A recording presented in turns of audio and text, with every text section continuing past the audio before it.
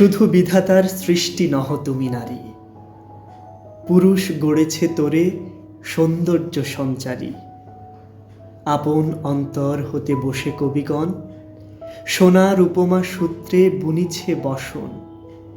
সঁপিয়া তোমার পরে নূতন মহিমা, অমর করেছে শিল্পী তোমার প্রতিমা। কত বর্ণ কত গন্ধ, ভূষণ কত না, সিন্ধু হতে মুক্তা আসে, খনি হতে সোনা।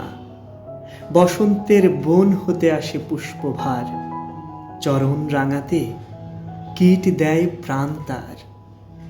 লজ্জা দিয়ে সজ্জা দিয়ে দিয়ে আবরণ, তোমারে দুর্লভ করি করেছে গোপন।